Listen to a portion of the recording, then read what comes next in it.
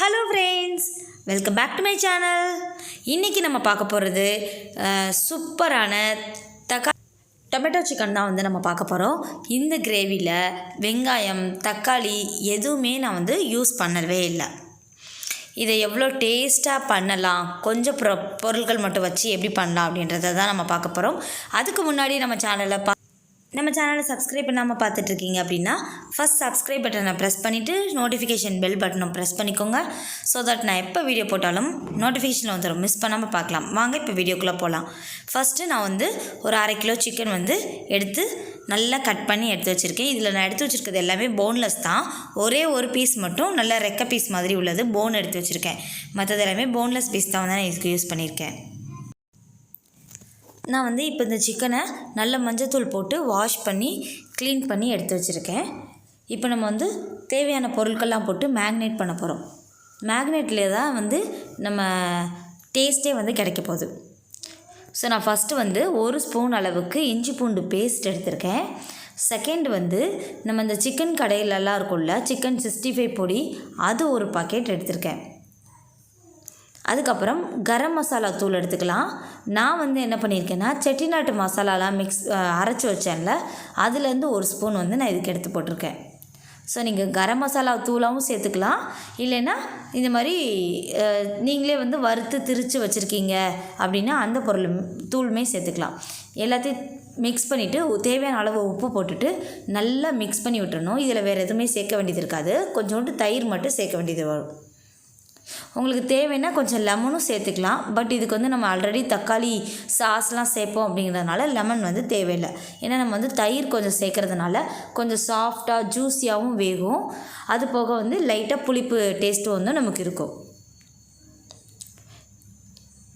So நல்லா தயிரும் போட்டு நல்லா மிக்ஸ் பண்ணிவிட்டு ஒரு 20லேருந்து 30 நிமிஷம் வரைக்கும் அப்படியே ஊற விட்டுருங்க. நல்ல சிக்கன் ஊறட்டும்.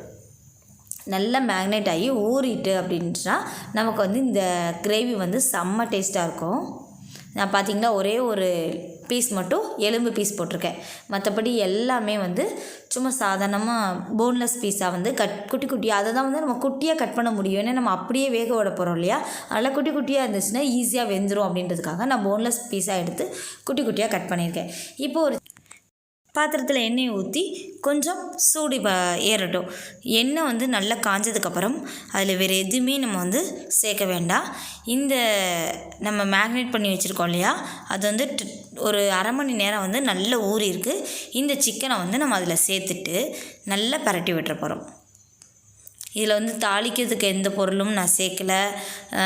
வெங்காயமோ தக்காளியோ வேறு எதுவுமே இது பொருட்கள் நான் சேர்க்கலை.